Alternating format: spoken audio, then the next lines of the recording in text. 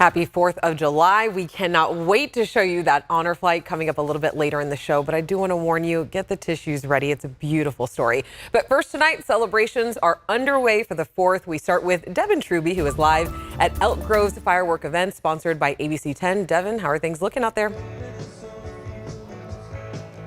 Alex, things are looking packed as we are just about 20 minutes away from when our own Marcus Allen is going to take that stage and begin with our opening ceremonies. And later tonight, a band with 90s and early 2000s music, which I know we all love. But take a look at just how much this is filled up. Earlier this evening, we've got vendors and food trucks as well as stands where people can take a look at some 4th of July gear. And the coveted shade spots are pretty much all but gone by now as people are staking their claim for that fireworks show at 9:40, but we know this event is about way more than just the barbecues and the celebrations, but what also people take away from celebrating the 4th of July and what this holiday means to them. Take a listen.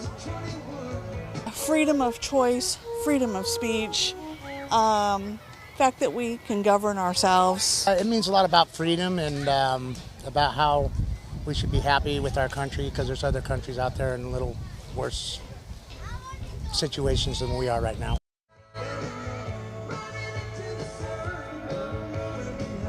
And unfortunately, Alex, you just missed the bike parade, but we'll have a recap for you of it on late news tonight at 11. And again, our own Marcus Allen about to take the stage in just 20 minutes, and that fireworks show is at 9:40. For anyone that hasn't made it out yet, you might want to claim your spot because they're going fast, Alex. All right, Devin, thanks so much. And I love that red suit. Love to see all the festive. All right, thanks, Devin. All right, and if you do want to head to Elk Grove, the annual salute to the red, white, and blue is at Elk Grove Regional Park. Again, Marcus Allen is hosting the festivities starting at 7 p.m. The fireworks display, that will start at 9:40 p.m. SAC RT is also shuttling people to the park every 15 minutes if you want to check it out.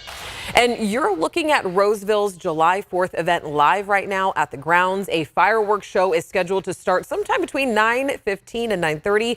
Seats for the show are limited at the nearby All-American Race Grandstand, so it recommends make sure that you get there early. And Rancho Cordova's two-day July 4th event continues tonight at Hagen Park. We were there last night for the fireworks and drone show, and it all continues tonight, complete with a carnival and a hot air balloon. That's if the weather allows for it. And thanks to our historic winter, people were able to ski and snowboard today. This was the view at Palisades Tahoe. The sun was shining down on everyone, and there's just enough snow so everyone can get their last runs of the season in. The Tahoe area is expected to be very crowded tonight for the famous fireworks display. And there are a lot of celebrations going on tonight. Monica, how are things looking? It looks pretty nice outside. It certainly does. Yeah, I want to take a look at that snowpack just for a second here. And this is why you can see why people are up there skiing and snowboarding today. Even at Mammoth Ski Area, still snowing with over 700 inches of snow this last season. Sugar Bowl had over 800 inches of snow. I love every time somebody from the East Coast hears that. They go, no, you meant 8 inches, right? No, 800 inches of snow. All right, temperatures for today, 80s and low 90s for the valley, right around 80 to 85 degrees up top for this year. So that snow is melting, still a bit of concern as that snow melt rushes down and through many of our area waterways. Onshore flow, though, continuing tonight at about 10 to 25 miles per hour, making for a beautiful evening. Right around the mid 80s to near 90 at this hour for the valley, 80s to near 90 in the foothills, and 70s for the Sierra. For our fireworks displays, you can see how temperatures will be cooling. So roughly between about 9 and 10 o'clock, that's when we're in the 70s, even getting into the 60s. It'll be a chilly evening. Our sunset at 8:34. Grab a sweater and enjoy the fireworks.